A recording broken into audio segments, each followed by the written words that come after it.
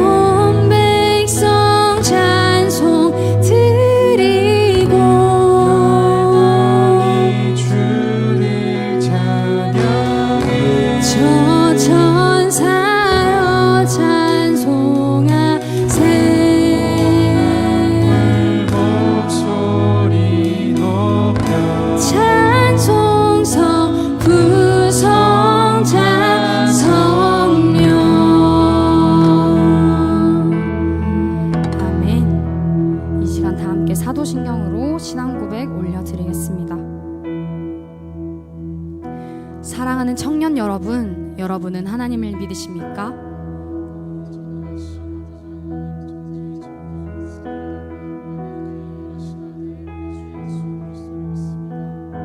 여러분이 믿는 예수님은 어떤 분이십니까?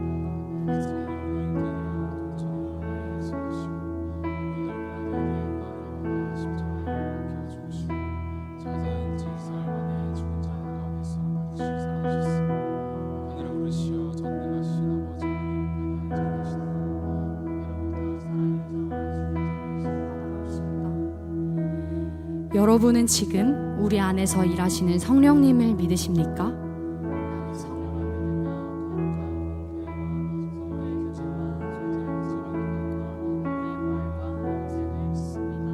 아멘.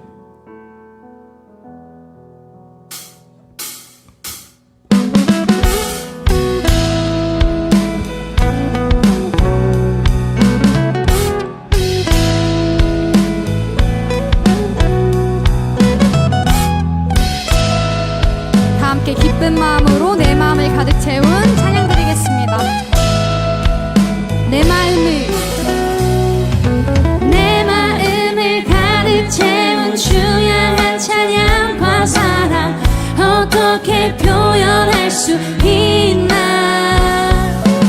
수많은 찬양들로 그만 표현할 길 없어 다시 고백합니다. 내 마음을 가득 채운 주의 한 찬양과 사랑 어떻게 표현할 수 있나. 수많은 찬양들로 그만 표현할 길 없어 다시 고백합니다. 주 사랑해요. 주 사랑해요. 온 맘 다하여 말로 다 할 수 없어. 주 사랑해요. 찬양 받아주소서.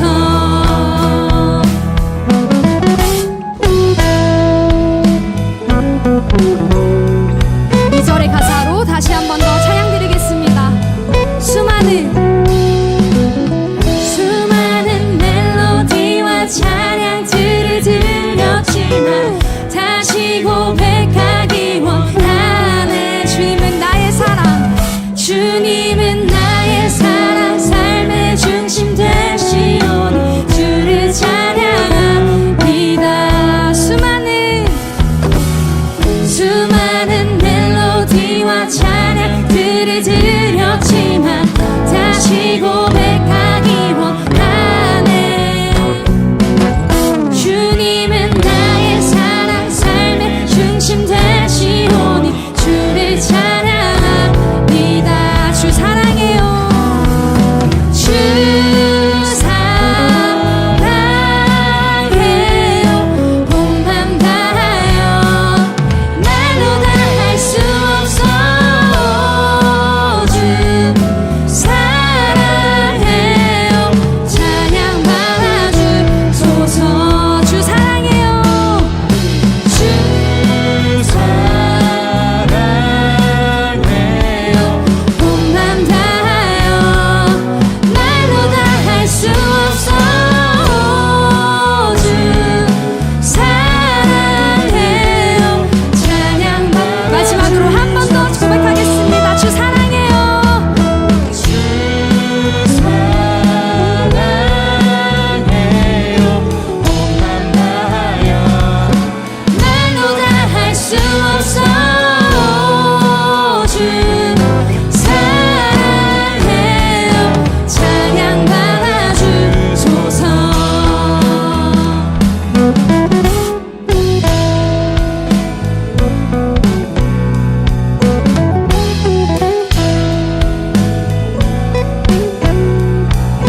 계속해서 주님께 사랑을 고백하는 공동체 될 수 있길 원합니다. 하나님께 영광의 박수 올려드립시다. 아멘.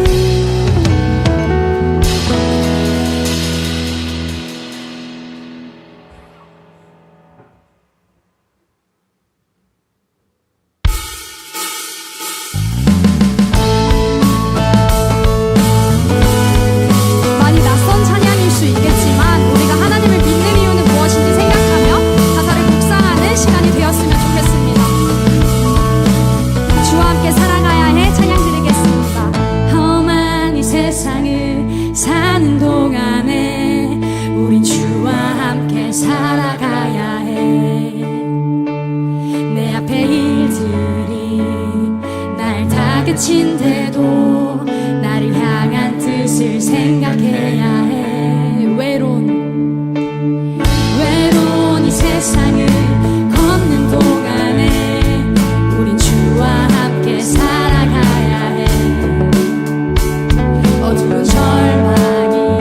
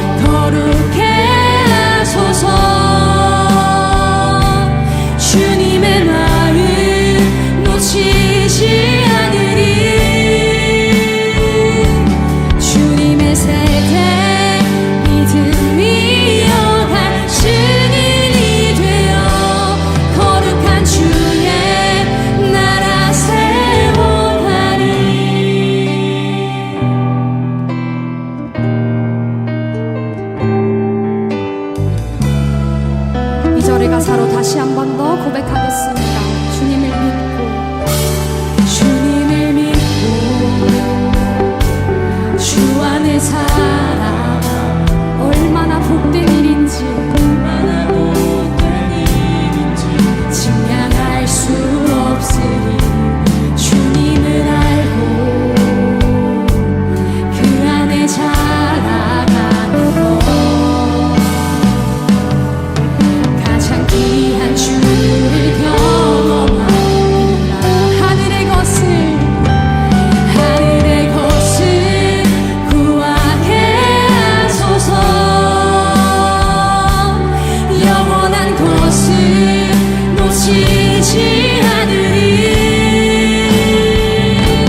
주님의 말씀 내 삶의 능력 되시니 나 주를 힘입어 그의 뜻 이루리. 내가 속한 곳 거룩해 하소서. 주님의 마음 놓치지 않으리. 주님의 세대 믿음 이어갈 증인이 되어 거룩한 주의 나라 세워가리. 주님의 세대 믿음 이어갈 증인이 되어 거룩한 주의 나라 세워가리. 거룩한 주의 나라 세워가리. 거룩한 나라 세워가리. 아멘.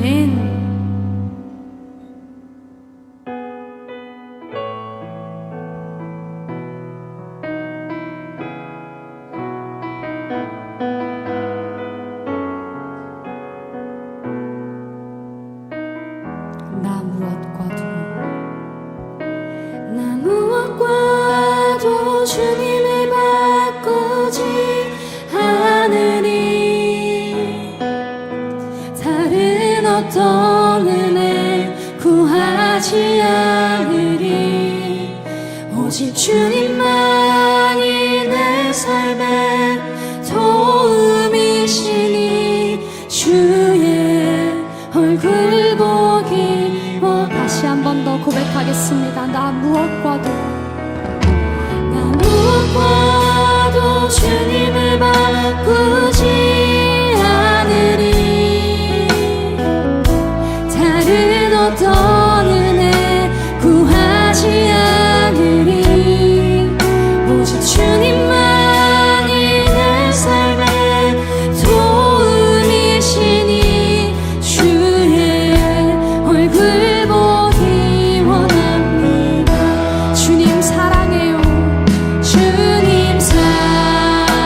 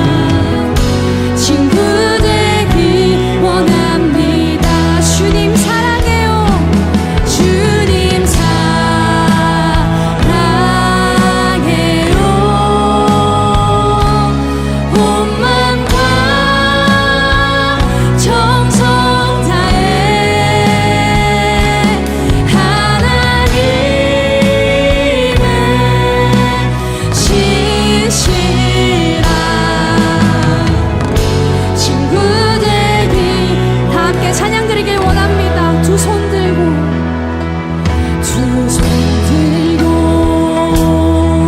찬양합니다. 아멘. 다시 오실 왕 여호와께 오직 주만이 나를 다스리네. 다시 한 번 더 찬양 드리겠습니다. 두 손 들고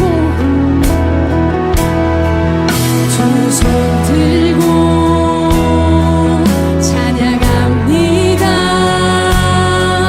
다시 오실 왕 여호와께 오직 주만이 나를 다스리네. 나 주님만을 섬기리. 나 주님만을 섬기리. 헛된 마음 버리고 헛된 마음 버리고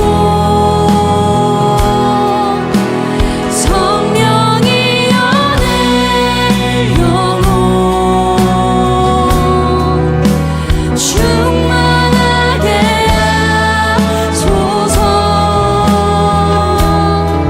주님 앞에 내 생명 드리리라. 다시 한 번 더 찬양 드리겠습니다. 두 손 들고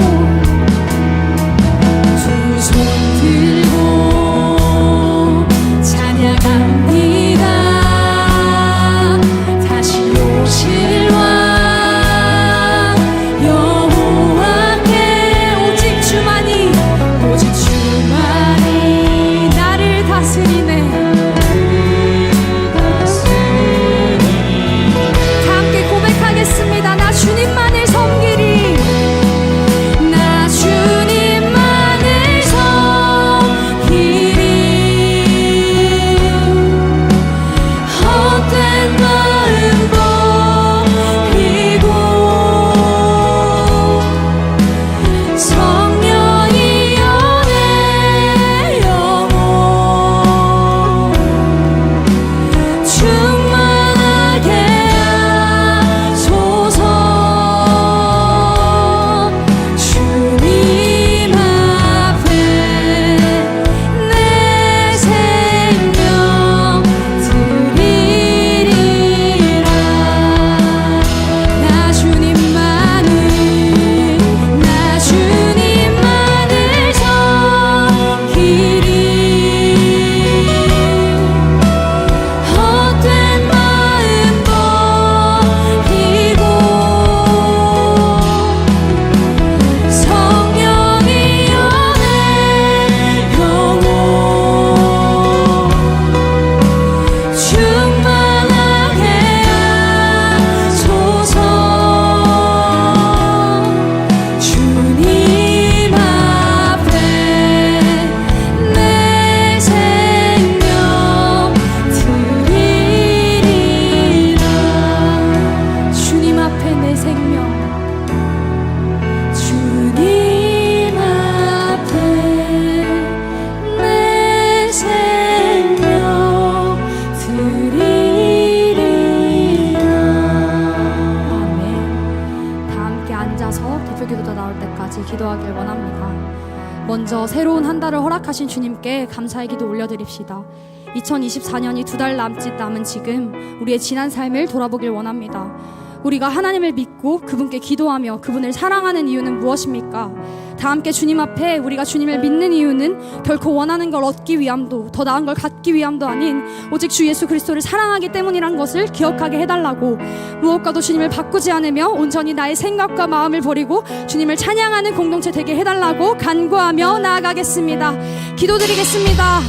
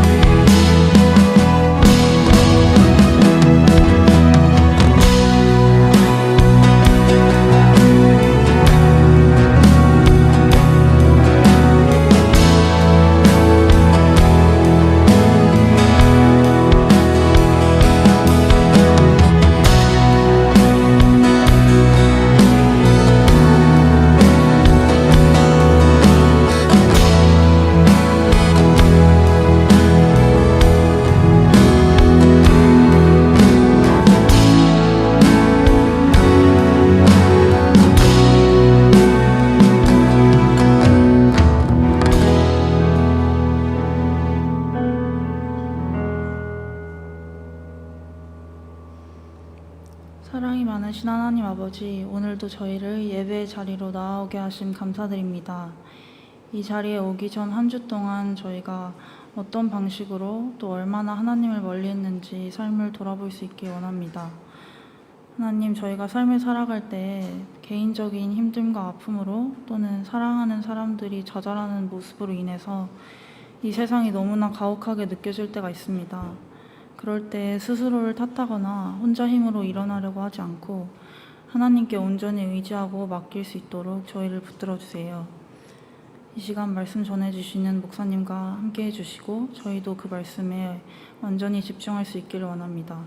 예수님 이름으로 기도드렸습니다. 아멘.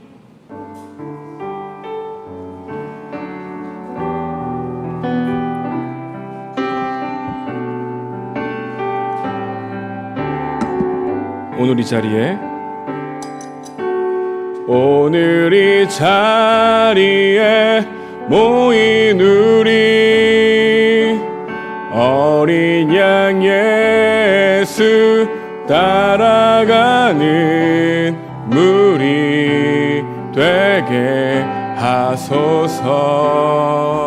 성령의 충만한 임재 안에 어둡던 우리는 밝아져서 주를 보게 하소서. 당신의 겸손함, 당신의 거룩함, 당신의 정직함 우리에게 보이사 내 안에 교만함, 내 안에 천박함, 내 안에 거짓됨 모두 벗어버리고 어린 양 예수 따라가는 무리 되게 하소서. 아멘. 오늘 선포될 하나님의 말씀은 전도서 2장입니다. 우리 전도서 2장 1절에서 11절까지의 말씀 우리 함께 하나님의 말씀 교독하겠습니다. 전도서 2장 1절에서 11절입니다. 나는 내 마음에 이르기를 자 내가 시험 삼아 너를 즐겁게 하리니 너는 낙을 누리라 하였으나 보라 이것도 헛되도다.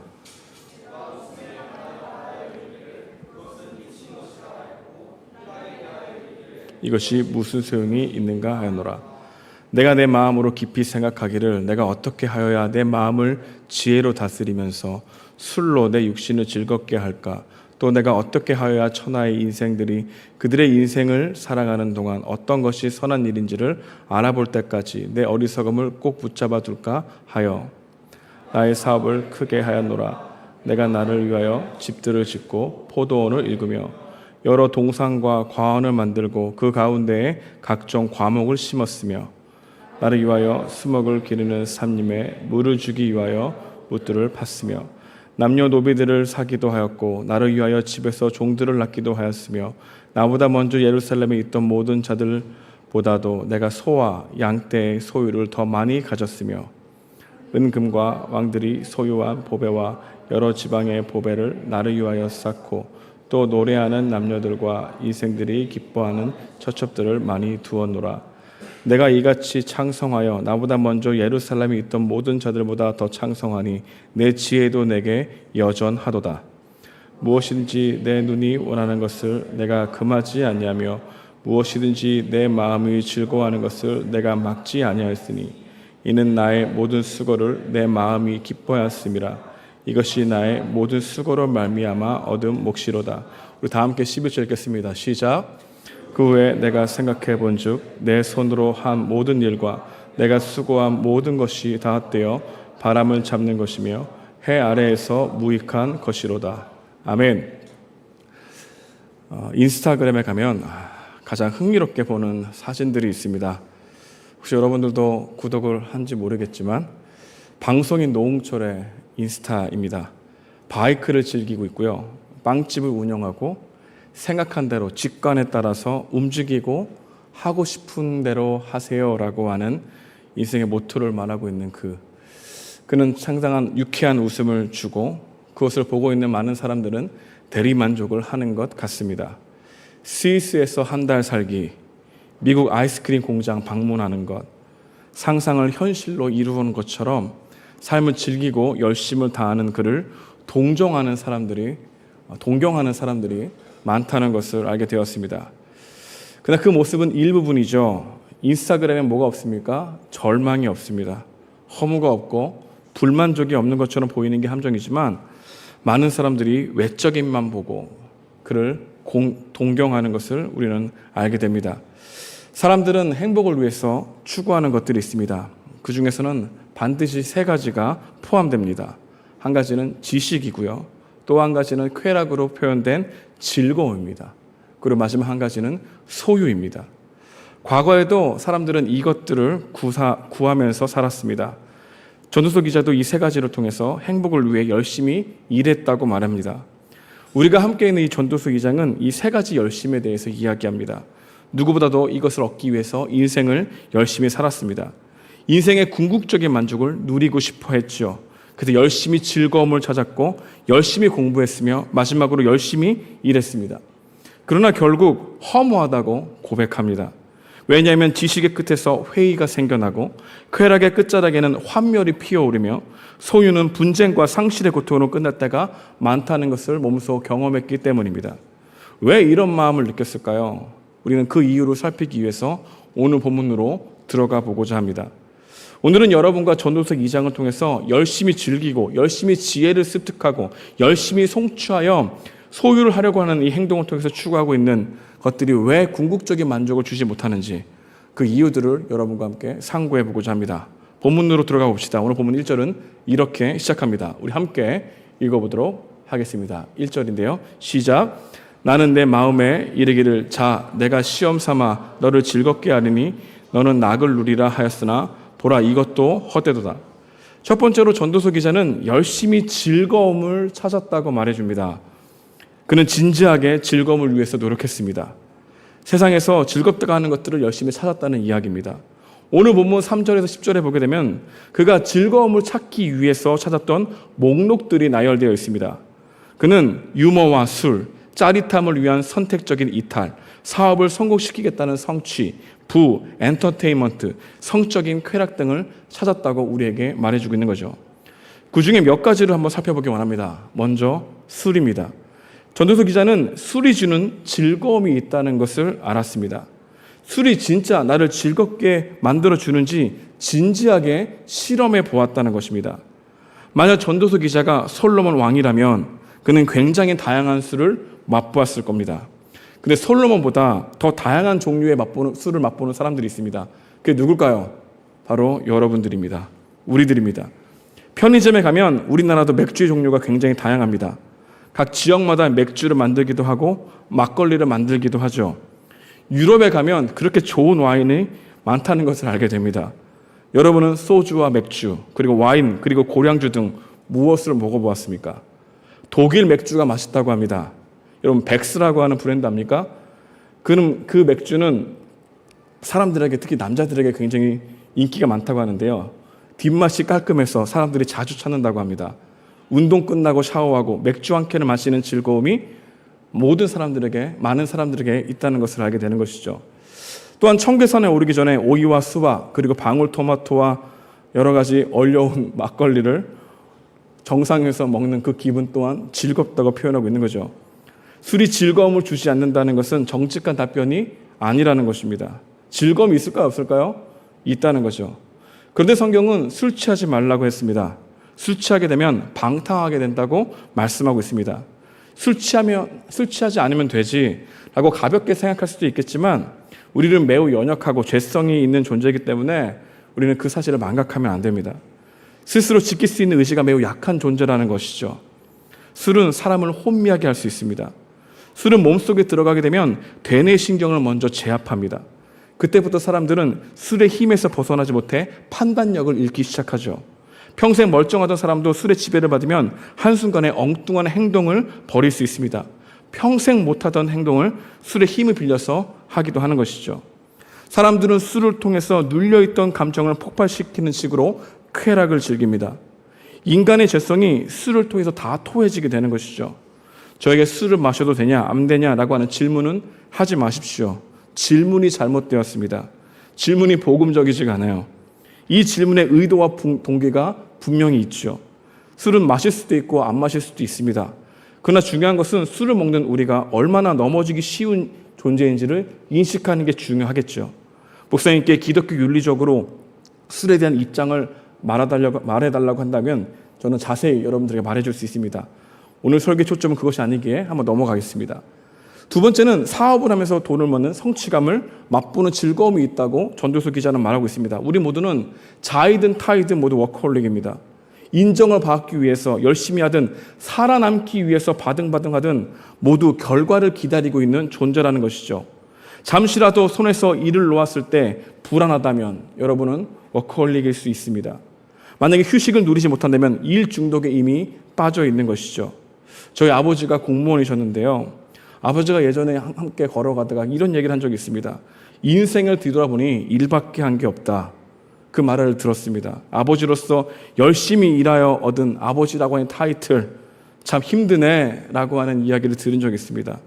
저도 아버지를 닮았을까요?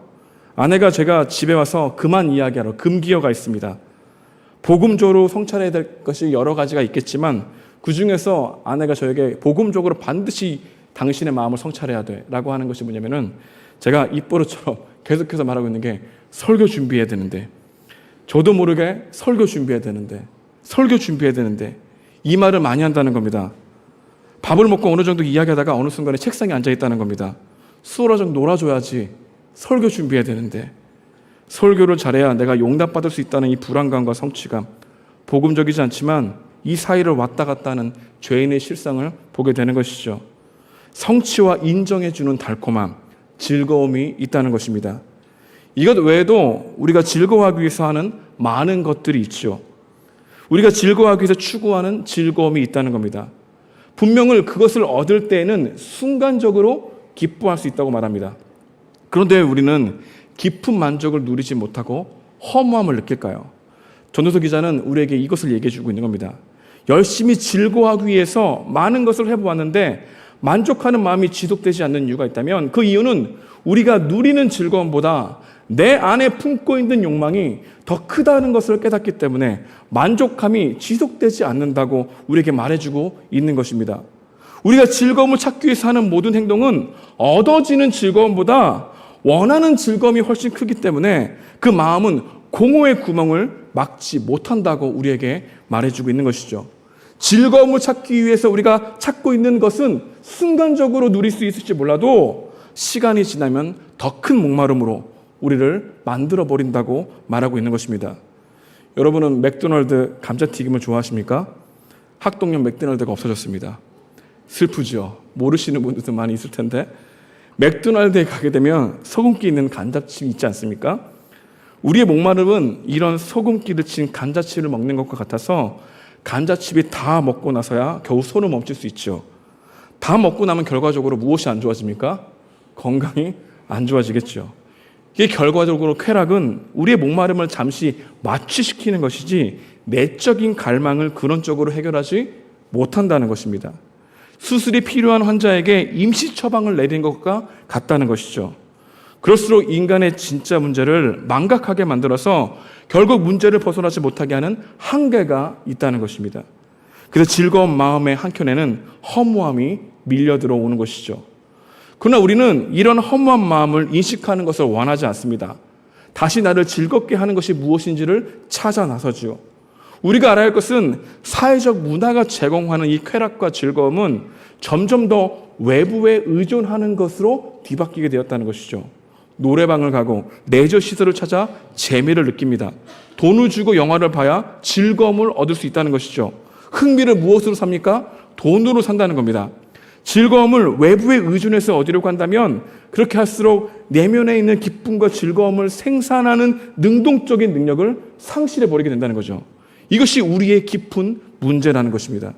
그래서 꼭 무엇인가를 해야 즐거워할 수 있다는 이 강박이 생겨나고 그럴수록 쾌락의 끝자리에는 환멸이 피어오르게 된다는 것이죠.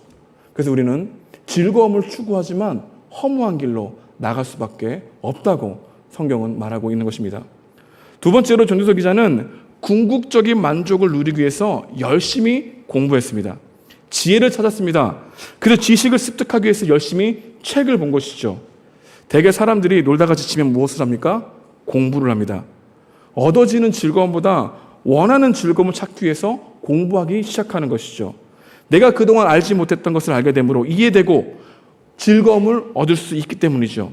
하지만 계속해서 즐거움을 찾기 위해서 이 세상의 원인에 대한 그런 것들을 결과가 무엇인지를 찾기 위해서 열심히 공부하고 그 공부함으로 즐거움의 지식을 습득하고 있지만 그것 또한 우리에게 깊은 궁극적인 만족을 주지 못한다고 말하고 있는 겁니다.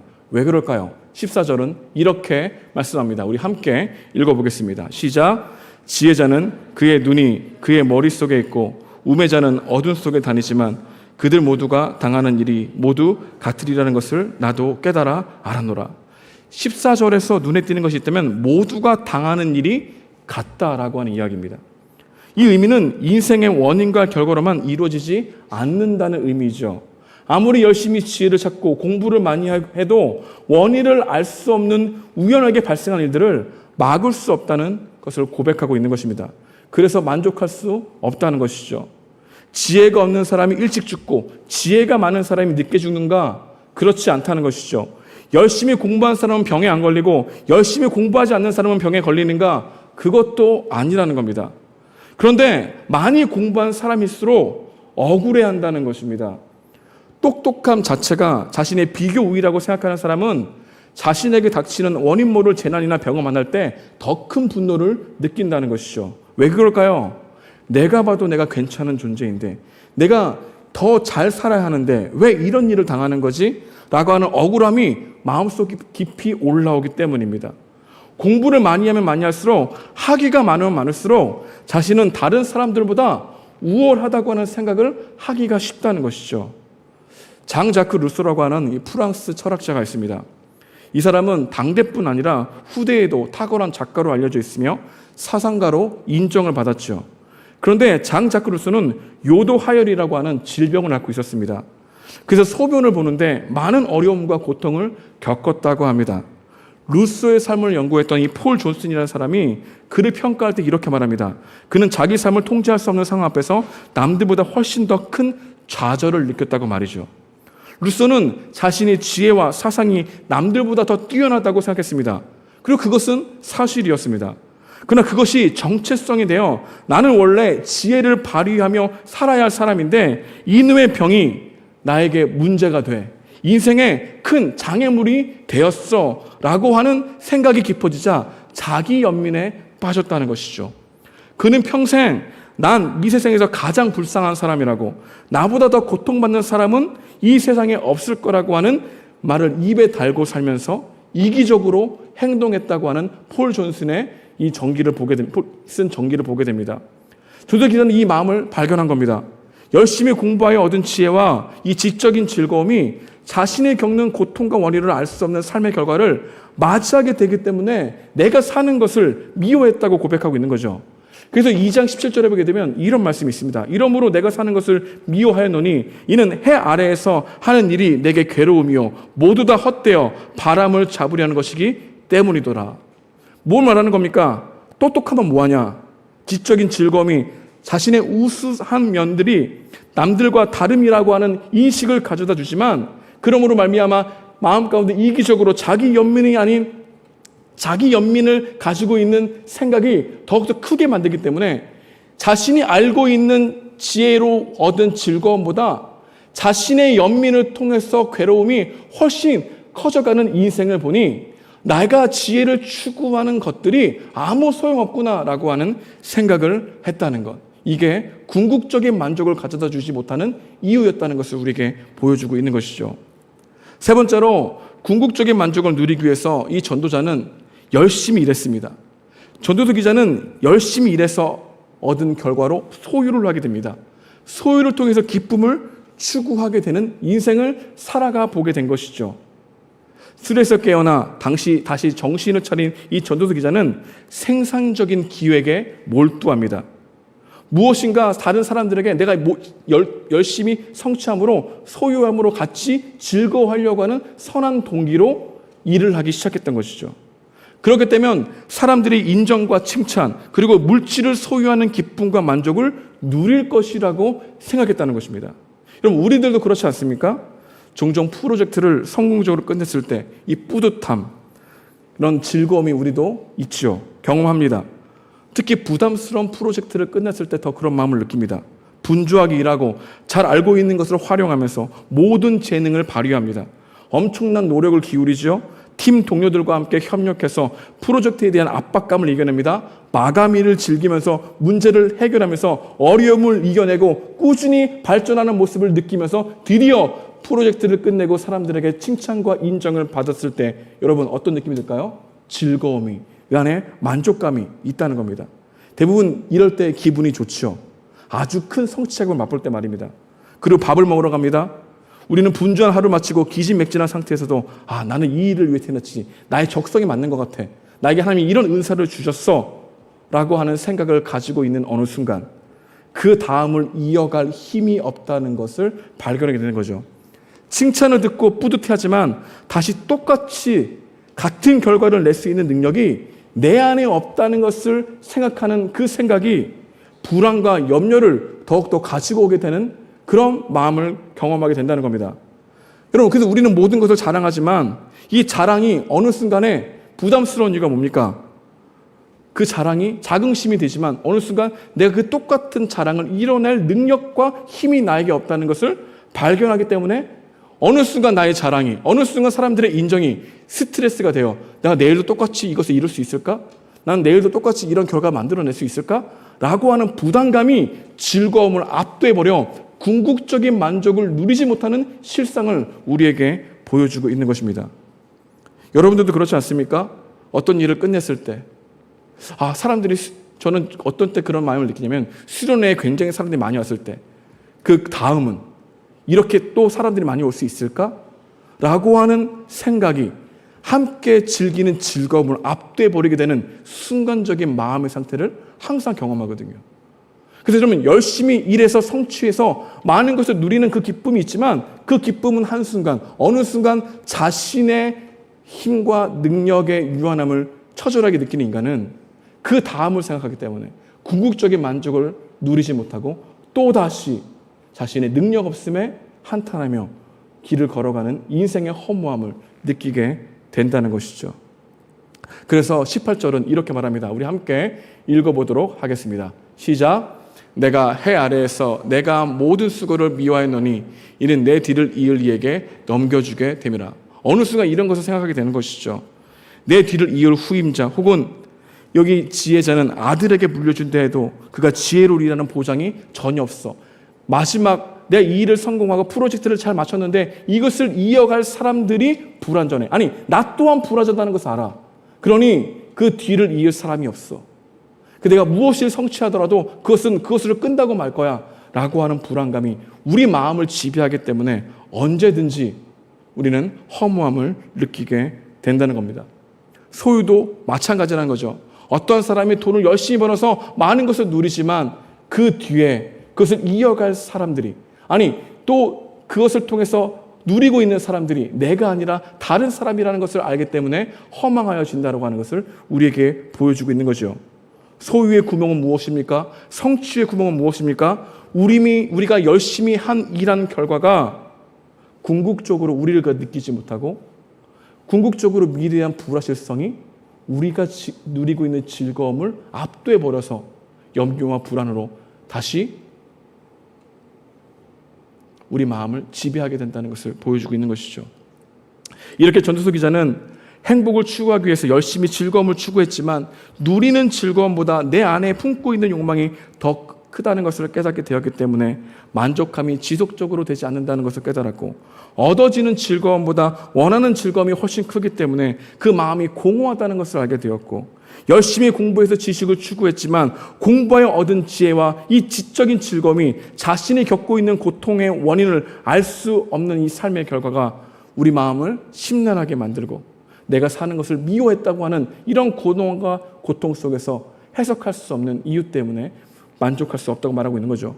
그리고 궁극적으로 열심히 수고한 대가를 자신이 소유했지만 그 소유를 즐기지 못하는 우리 인생의 유한함과 그 뒤에 있는 불확실성이 궁극적인 만족을 얻을 수 없는 인간의 한계라는 것을 뼈저리게 느꼈다고 오늘 본문을 통해서 우리에게 말해주고 있는 겁니다.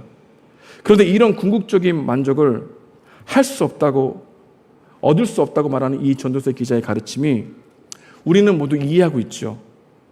우리는 성경의 진리를 이해합니다. 그렇지, 그게 나에게 궁극적인 만족을 줄 수 없지. 근데 이해하는 것으로 만족하는 경우가 많아요. 그 이상 그 이하도 아닙니다.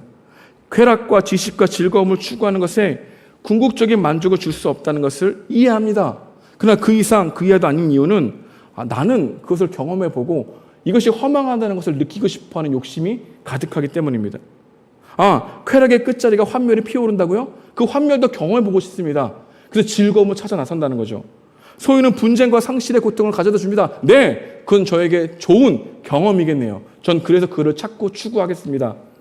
여전히 궁극적인 행복의 기준이 그것들이라고 생각하는 마음들이 있어서 우리는 이것이 우리에게 허망함을 준다고 하는 이 메시지가 하나님을 깊이 생각해야 하는 방식으로 나아가지 않고 오히려 내가 그것을 얻고 내 마음 가운데 허망함을 느끼더라도 그것을 누려보고 싶습니다라고 하는 방식으로 나아가기 때문에 궁극적으로 우리가 만족을 느끼지 못하는 이유는 우리 안에서 목말라하는 욕망 때문이라는 것을 더욱더 말해주겠다는 것이죠. 여러분들은 어떻게 원합니다? 솔로몬이니까 다 누려봤지 않습니까? 그래서 허무하다고 말하는 거 아닙니까? 저도 다 누려보고 허무하다고 말하고 그 다음 창조주 하나님을 바라보겠습니다 라고 하는 생각을 가지고 있기 때문에 이 궁극적으로 허망한 이유를 우리가 깊게 다가보지 않고 그냥 이해만 하는 방식으로 받아들이기 때문에 우리 실질적으로 내 안에 있는 만족함을 나는 하나님이라고 하는 대상이 아니라 세상의 것을 소유함으로 얻고 싶어하는 방향으로 계속 나아가게 된다는 것이죠. 그게 우리들의 마음이라는 겁니다. 여러분, 진리를 몰라서 우리의 궁극적인 만족을 하지 못하는 걸까요? 아닙니다. 진리를 거부해서죠. 답을 몰라서입니까? 아닙니다. 궁극적인 만족이 하나님부터 오는 걸 알고 있죠. 근데 그 답을 원하지 않는다는 겁니다. 우리는 무엇을 원할까요? 허무해지고 나서 그것을 경험하더라도 저는 성취하고 싶어요. 그것을 경험하더라도 저는 허망함을 느끼더라도 꼭 그 자리에 올라가고 싶어요. 저도 솔로몬처럼 다 누려보고 나서 허무하구나 라고 하는 고백을 하고 싶어요 라고 하는 그 욕망이 우리 마음 가운데 가득하고 있기 때문에 성경이 말하는 진리가 이해되고 있지만 그것을 실질적으로 내 삶의 중심으로 받아들이지 않는 방식으로 우리는 말씀을 듣게 된다는 것이죠. 우리에게는 이런 교만함이 있을까 없을까요? 있다는 겁니다. 이런 교만함이 있는 우리에게 하나님은 인생이라고 하는 수업을 통해서 내 뜻대로 안 되는 인생을 맞이하게 합니다. 여러분, 인생은 능동태가 아니라 수동태입니다. 어떤 학자가 인생을 이렇게 표현했습니다. 인생이란 그냥 떠밀려 나에게 와 그냥 두들겨 패는 것이다. 너무 자극적인 표현 아닙니까? 무엇을 말하려고 하는 것입니까? 인생이 내 마음대로 안 된다는 거죠. 자기 인생을 지배하거나 다스릴 수 없다는 것입니다. 인생이 우리 마음대로 됩니까? 안 됩니까? 안 되죠. 우리는 절대로 생의 불행과 고통을 예방할 수 없습니다. 어느 날 건강검진하러 병원에 갔는데 대장암, 췌장암이 턱턱 떠밀려 오기도 합니다. 산이 높을수록 골짜기가 깊은 것처럼 화려한 산 이면에는 그냥 고스란히 당해야 하는 아픔과 절망이 훨씬 큰 법이라는 것입니다. 인간의 삶에 허무한 이유가 무엇입니까? 인간은 자기에게 복이 되는 것과 화가 되는 것을 구분하지 못하기 때문입니다. 이게 복인 줄 알고 그것을 덥석 묻니다. 근데 인생을 살아보니까 복이라고 생각했던 것이 자기 인생을 제일 힘들게 만든다는 것을 경험하게 되죠. 복이 되는 줄 알고 붙들었다가 그 복이 독이 되고 화가 되어 자기 인생을 깎아먹는 형국들을 발견할 때에 그때서야 고개를 든다는 것입니다.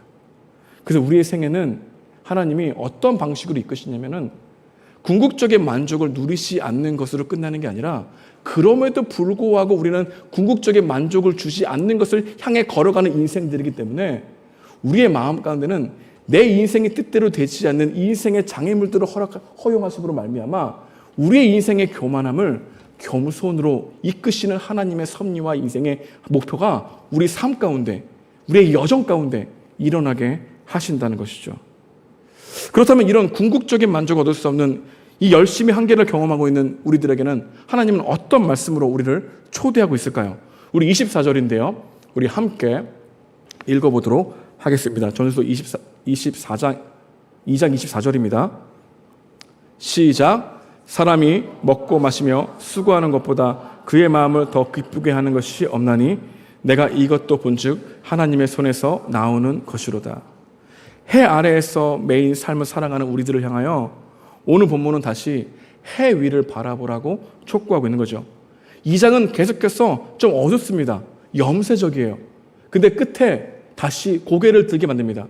근데 1장부터 그것을 다 해보려고 노력해서 열심을 냈던 사람들의 끝은 고개를 들어 하나님을 바라보게 되는 그런 구조로 전도서 2장이 나와 있다는 것이죠. 하나님이 우리 안에 궁극적인 목표가 되어야만 우리 인생이 만족을 누리게 된다는 것입니다. 여러분, 그래서 하나님은 우리에게 이런 명령을 하셨죠. 하나님을 사랑하고 이웃을 사랑하라. 여러분, 그건 단순히 명령이 아닙니다. 우리는 하나님의 사랑을 받고 그 사랑을 누릴 때에만 비로소 궁극적인 만족을 얻을 수 있다는 것이고, 내가 이기적인 자기 사랑이 아닌 이웃을 사랑하려고 하는 그 사랑 안에 있어야만 우리 안에 깊은 만족이 우리 안에 누릴 수 있다는 것을 말해주고 있는 것이죠. 그래서 여러분, 하나님 안에 사랑을 경험해야 궁극적인 만족의 길로 초대받은 것이고 그 길로 걸어갈 수 있다는 것이죠. 전 여러분들이 텅 비어있는 여러 마음 가운데 복음을 깨닫고 그 복음이 주시는 은혜의 만족을 누리면서 우리의 인생에 주는 만족을 다스릴 수 있는 은혜에게 소망합니다. 그러니까 우리가 하나님으로부터 오는 은혜와 사랑의 만족을 누려야만 이 세상에 주는 갈급함을 다스릴 수 있다는 것을 말하고 있는 것이죠. 그래서 저는 여러분들이 무엇보다도 이런 예배를 통해서 내 인생의 불만족들이 주님으로 인해서 해결되어지는 만족감과 그 기쁨을 찬양을 통해서, 기도를 통해서, 예배를 통해서 누릴 수 있는 복이 있길 원합니다. 그래야만 이 궁극적으로 있는 만족감이 내가 즐거움이 있지만 계속해서 구멍이 있어 그래서 목말라 하는 우리들의 인생의 만족감을, 이런 불만족감을 다스릴 수 있다는 것을 말해주고 있는 것이죠. 우리 팀 켈러 목사님의 메시지를 같이 한번 읽어보도록 하겠는데요. 이런 말씀을 했습니다. 당신이 예수 그리스도를 볼 때까지 당신은 결코 하나님의 사랑을 발견하지 못할 것입니다. 당신은 그분을 이용할 것이며 다른 많은 것들을 사랑하기 위해서 필요한 도구쯤으로 여기게 될 것입니다.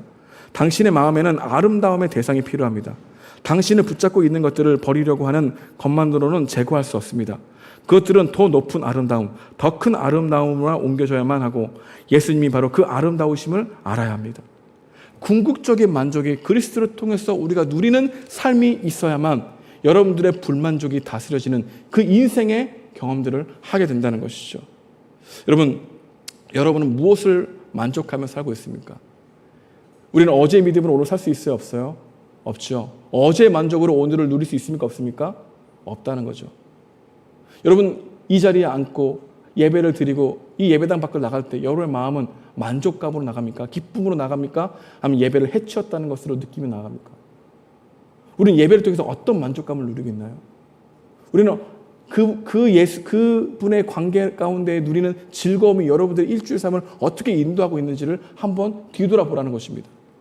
나의 만족감은 다른 사람들이 먹어보지 못했던 것을 먹고 있는 그 만족감으로 대치되고 있지는 않은지, 나는 주님이 주시는 만족감이 그것을 다스릴 수 있는 것으로 나아가고 있는지 한번 여러분의 삶을 대조해보고 비교해보라는 것이죠. 흑백 요리사에 있는 그런 좋은 레스토랑에 가서 먹는 그 즐거움과 만족감이 하나님 앞에서 홀로 있는 그 시간을 압도하고 있다면 우리들의 만족은 궁극적인 만족이 아니라 내 안에 계속해서 불만족을 일으키는 만족을 향하여 걸어가고 있는 인생들이라는 것을 우리에게 말해주고 있는 것입니다.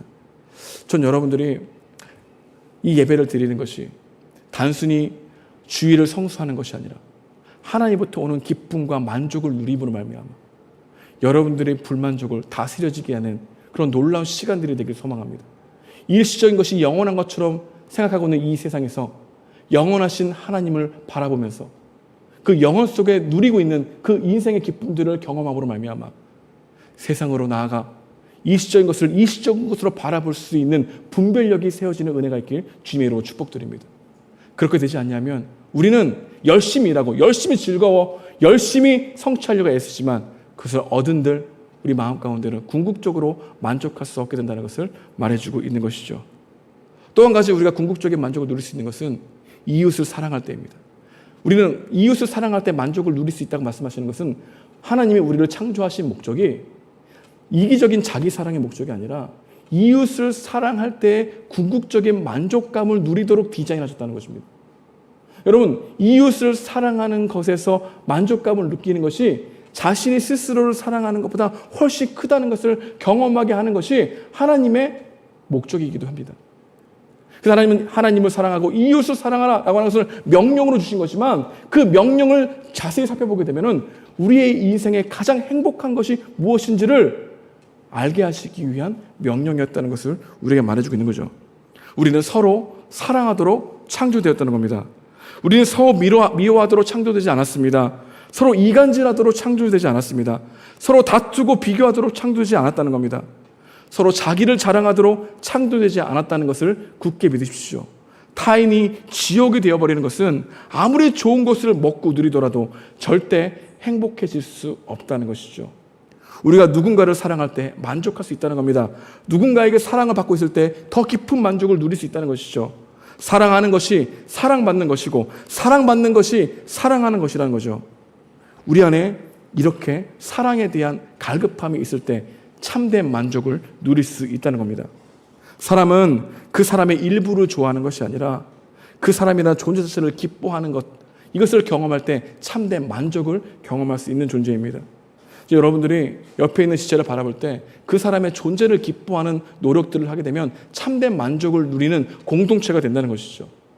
근데 이곳에서 환대를 받고 그냥 나의 어떠함 때문에, 나의 어떠한 그런 예의 바른 행동 때문에, 나의 외모 때문에 사람들을 환영해 주는 게 아니라 오히려 있는 그대로 나의 자신의 모습을 고백했더라도 그 존재가 받아들여지고 있는 것을 느끼게 되는 옆에 있는 지체가 있다면 그 안에 깊은 참된 만족을 누리게 된다는 것이죠. 그래서 저는 여러분이 우리가 복음 중심 공동체가 되게 되면 궁극적인 만족을 연습하는 공동체가 될 수 있다는 것을 굳게 믿습니다. 여러분, 하나님을 사랑함으로 이웃을 사랑하는 그 연습들을 우리 지체들에게 계속해서 향하게 된다면 우리는 궁극적인 만족을 주시는 하나님을 우리 공동체를 통해서 경험하게 되는 일들이 우리 가운데 일어날 것을 믿습니다. 그 길로 걸어가야 된다는 것이죠. 여러분, 인생의 허무함에 묶이지 않으려면 창조주 하나님을 기억하고 내 옆에 있는 지체를 주셨다는 것을 기억하는 것이 필요하다는 것이죠. 내 삶의 주도권이 하나님 앞에 내어드릴 때만 내 삶의 노예가 되지 않는다는 것을 다시 한번 기억하는 은혜가 있길 소망합니다. 그렇지 않으면 우리는 묶여있는 삶을 살 수밖에 없는 겁니다. 삶의 노예가 되어 죄책감과 분노와 두려움과 집착의 노예가 될 수밖에 없는 존재라는 거죠. 여러분이 궁극적으로 그분으로부터 만족을 느끼지 못한다면 이것이 우리를 지배하게 만든다는 것입니다. 여러분 잘 생각해 보십시오. 살면서 언제 죄책감을 느낍니까? 해 아래에서 원하는 것을 이루지 못하면 죄책감을 느끼게 되어 있습니다. 그것이 내 인생에서 가장 큰 의미였기 때문입니다. 언제 분노할까요? 누군가가 내 목표를 가로막으면 분노합니다. 내 인생의 최고 의미를 방해했기 때문이죠. 여러분 언제 두려울까요? 내가 이루고 싶었던 그 목표가 위협을 받으면 두려워합니다. 그 목표가 사라지면 내 인생 의미도 사라질 것 같이 생각하기 때문입니다. 여러분 언제 집착할까요? 그 목표가 내 인생의 최고의 것을 생각한다면 다른 것을 거들떠보지 않고 오롯이 그것에만 집착하게 되죠. 그 목표에 이르러서만 내 인생의 최고가 될 수 있다고 하는 생각이 우리의 궁극적인 만족을 밀어나게 된다는 거죠. 그게 우리의 실상이라는 겁니다. 세상은 분노와 죄책감과 집착과 두려움을 이겨내 네가 원하는 것을 소유해야만 만족이 있다고 우리에게 외치고 있는 거죠. 하지만 성경은 우리에게 그렇게 말하고 있지 않습니다. 궁극적인 만족을 주시는 참 하나님의 다스림 속에 있어야 세상을 다스릴 수 있다고 말씀하고 있는 것이죠. 여러분은 어디로 향하고 있습니까? 우리는 어디로 향해야 될까요? 여러분, 단순히 하나님을 사랑하는, 이웃을 사랑하는 것이 여러분들의 율법입니까? 아니면 사랑의 고백으로 듣고 그것이 말로 우리의 인생에 궁극적인 만족을 주시는 하나님이 우리를 사랑해 주시는 명령이라고 믿고 있습니까? 우리 그렇지 않으면 우리는 계속해서 실패 속에서, 집착 속에서 여러분 스스로 다른 즐거움을 통해 그것을 다스리려고 할 것입니다. 궁극적인 만족이 참 하나님을 아는 것이 아니라면 우리 인생은 계속해서 목말라 다른 것으로 그 목마름을 대체하려고 하는 우상의 노예가 되어 하나님이 아닌 다른 모든 것을 하나님처럼 여기게 되는 인생을 맞이하게 될 것이라는 거죠. 그리고 그 끝은 허무와 배신이 있다고 성경은 말씀하고 있는 겁니다. 여러분, 예수님께로 나오십시오. 여러분의 궁극적인 만족을 누구에게 누릴 수 있습니까? 여러분을 구원하신 그 하나님으로부터 오는 그 사랑의 관계 가운데 있어야 우리 안에 참된 만족을 누릴 수 있다는 겁니다. 여러분, 교회 안에 있다고 해서 그리스도 안에 있는 게 아닙니다. 그리스도 안에 있어야 교회 안에 있는 겁니다. 그래야 참된 만족을 누릴 수 있습니다. 하나님은 여러분들이 예배 드릴 때 종교적인 제의로 예배를 받으시는 분이 아니에요. 그분으로부터 오는 참된 만족과 기쁨을 누리움으로 말미암아 이 세상의 기쁨을 다스리기 원하시는 하나님의 섭리가 있다는 것입니다. 그리고 그 사랑은 누구에게 흘러갈까요? 이웃에게 흘러가야만 반드시 그 사랑이 순환되는 역사가 나타나게 된다는 것이죠. 그래서 여러분들에게 먼저 복음을 알게 하셨고, 먼저 사랑을 알게 하셨고, 먼저 만족을 주게 하셨고, 먼저 목마른 여러분들의 마음을 해결해 주셨다는 것을 믿는 여러분과 제가 되길 주님의 이름으로 축복드립니다. 이렇게 기도하시겠습니다.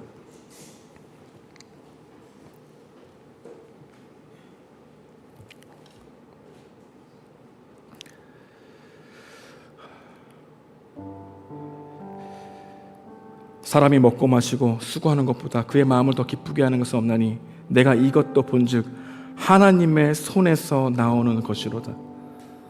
하나님의 손에서 나오는 것이로다. 여러분, 인생의 궁극적인 의미와 만족을 어디에서 찾고 있습니까? 하나님이십니까?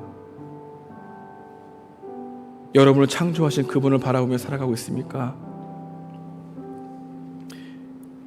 여러분의 많은 주중의 시간을 어떠한 즐거움을 찾는 데 쓰고 있습니까? 그분이 하나님이십니까? 계속해서 먹방 TV를 보면서 여러분의 공허함을 달래고 있지는 않습니까? 인생의 즐거움은 여행에 있다고 해서 여행 채널을 바라보며 여러분이 누리고 있지 못하는 것을 남들이 누리는 것을 보고 대리만족을 하고 있는 것에 여러분의 즐거움을 빼앗기고 있지 않습니까? 혹시 여러분은 관계 가운데 집착하여 하나님만이 줄 수 있는 만족을 다른 연인의 대상에서 그것을 찾으려고 애쓰고 있는 모습이 있지는 않습니까? 혹시 여러분들은 회사에서 인정을 받고 성취하여 무엇보다도 사람들에게 기쁨의 사람이 되기 위해서 거기에 몰입하며 자신을 혹사시키고 있지는 않습니까? 여러분은 어떤 즐거움을 얻기 위해서 인생을 살아가고 있습니까? 우리의 연약함을 고백하고, 주님, 하나님이 우리에게 참된 기쁨과 만족을 주신다고 하셨는데 복음을 통해서 그리스도의 사랑을 아무런 말미암아 그것을 누리고 싶습니다. 그걸 느끼고 싶습니다.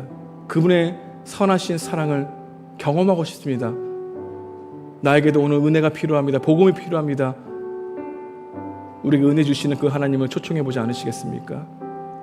오늘 말씀이 여러분에게 주신 은혜가 있다면 그 말씀 붙들고 기도하는 시간 되기 원합니다. 함께 기도하시겠습니다. 하나님, 인도해 주시는 주님, 나는 참된 만족을 어디서 찾고 있는지 뒤돌아보기 원합니다. 성령께서 역사하여 주시옵소서. 이끌어가여 주시옵소서. 우리의 만족에 참 하나님을 알고 그분으로부터 오신 나에게 인도해 주시기 간절히 바라고 합니다. 궁극적인 만족이 하나님부터 온다는 사실을 기억하게 도와주시옵소서. 하나님, 인도해 주시옵소서. 성령께서 역사하시는 기쁨이 있기 원합니다. 하나님, 인도해 주옵소서. 우리 마음 가운데 인도해 주옵소서. 오 주님, 이들의 마음을 헤아려 주시는 주님, 하나님, 내가 원하는 기쁨보다, 누구보다 얻어지는 기쁨보다 원하는 기쁨이 크다는 것을 알게 되어 주옵시고 이들의 마음을 더욱더 인도하시기 원합니다. 하나님, 인도하시기 원합니다. 성령께서 역사해 주시옵소서. 하나님, 인도해 주시기 원합니다. 말씀을 생각하면서 우리 함께 아름다우신 함께 찬양하면서 나아가기 원합니다. 내 안의 주를 향한 내 안에 주를 향한 이 노래 영원한 노래 있으니 날 향한 주님의 크신 사랑 영원히 찬양하리라. 십자가 그 사랑 찬양하리. 날 구원하신 그 사랑. 아멘. 내 삶을 드려 찬양하리라. 놀라우신 주의 사랑 영원히 찬양하리라. 영원히 찬양하리라. 아름다우신 놀라우신 영원할 수 없는 사랑. 오 위대하신 하나님의 사랑 영원히 찬양. 우리 처음부터 찬양하겠습니다. 다 함께 일어나겠습니다. 내 안에 주를 향한 이 노래 영원한 노래 있으니 날 향한 주님의 크신 사랑 영원히 찬양하리라. 십자가 그 사랑 찬양하리. 날 구원하신 그 사랑. 내 삶을 드려 찬양하리라. 놀라우신 주의 사랑. 아멘 아멘. 영원히 찬양하리라. 영원히 마음을 다해 찬양하기 원합니다. 아름다우신 오 놀라우신 영원할 수 없는 사랑. 오 위대하신 하나님의 사랑 영원히 찬양하리. 아름다우신 오 놀라우신 영원할 수 없는 사랑. 오 위대하신 하나님의 사랑 영원히 찬양하. 주와 같은 분은 없네. 주와 같은 분은 없네. 이 세상 그 누구도 주와 같은 분은 없네. 주와 같은 분은 없네. 누구도 비길 수. 다시 한번 찬양하겠습니다. 주와 같은 분은 없네. 주와 같은 분은 없네. 이 세상 그 누구도 주와 같은 분은 없네. 누구도 비길 수 없네. 아름다우신 오 놀라우신 영원할 수 없는 사랑 오 위대하신 하나님의 사랑 영원히 여러분의 목소리로 찬양하겠습니다. 아름다우신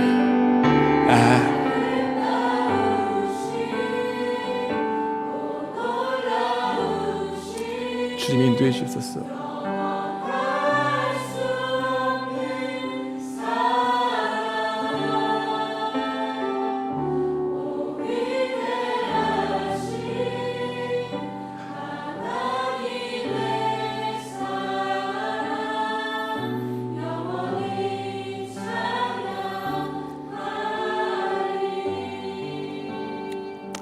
가슴에 손을 얹어주시면 제가 기도하겠습니다.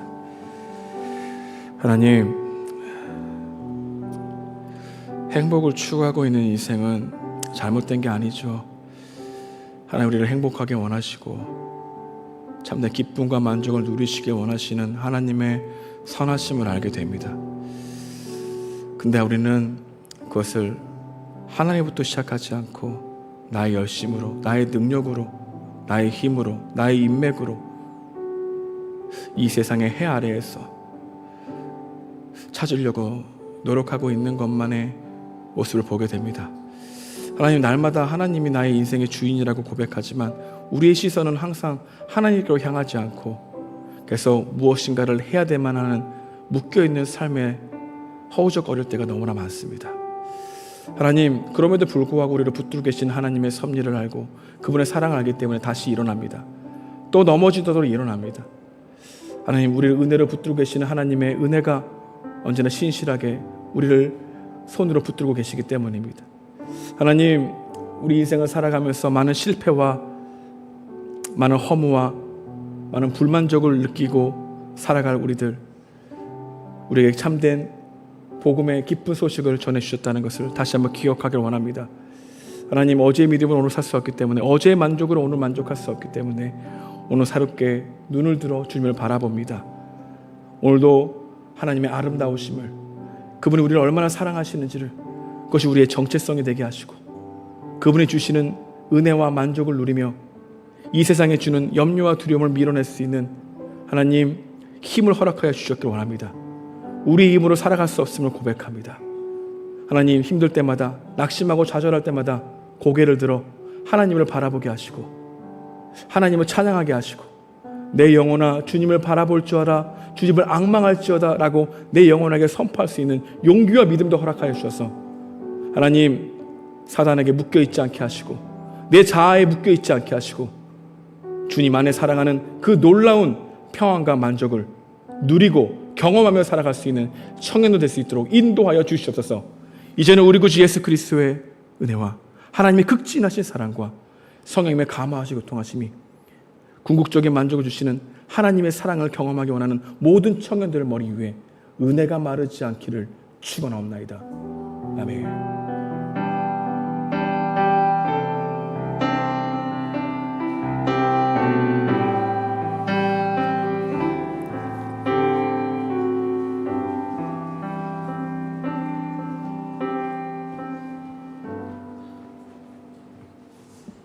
안녕하세요. 주일 광고 시작하겠습니다. PPT 앞쪽에 띄워주세요. 네, 주일 광고 시작하기 전에 오늘 11월 첫째 주라서 생일 축하가 있는데요. 앞에 적혀있는 분들은 앞쪽으로 나와주시면 되겠습니다. 눈치 보지 말고 어서 나와주세요.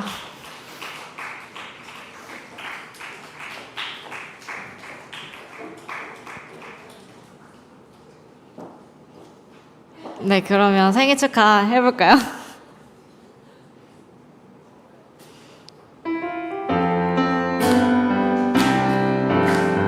당신을 기뻐하는 하나님, 당신은 축복하는 하나님, 당신의 웃는 얼굴 속에서 하나님의 웃음 보이네.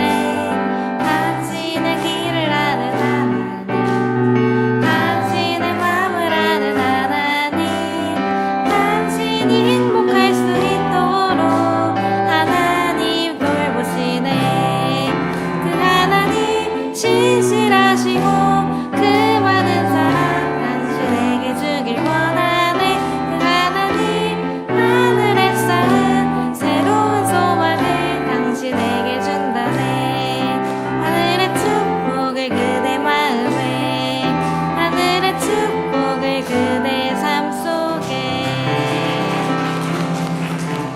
네, 생일 축하드립니다. 주일 광고 시작할게요. 예배 자리에 나오신 모든 분들을 환영합니다. 새로 오신 분들은 앞쪽에 앉아 계신 41기 최주원 조교님을 찾아주시면 되겠습니다.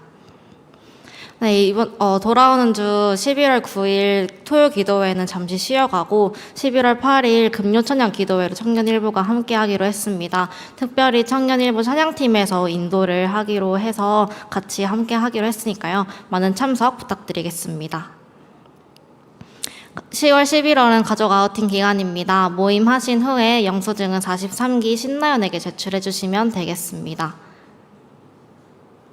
네, 11월 17일 주일 예배를 안내를 드리려고 하는데요. 11월 17일은 정영구 목사님 청년부 마지막 설교로 청년 1, 2부가 연합예배로 진행이 됩니다.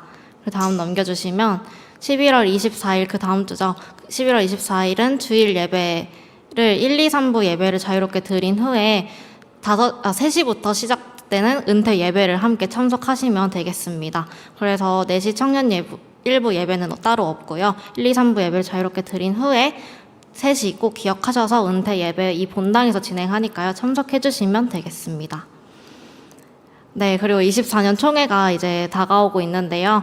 24년 총회는 11월 17일 예배 후에 총회가 진행이 됩니다. 그래서 이 총회는 과반수 이상 참석을 할 경우에 총회가 열리게 됩니다. 과반수가 미만이 될 경우에 총회가 열리지 않아서 진행을 하지 못하니까요.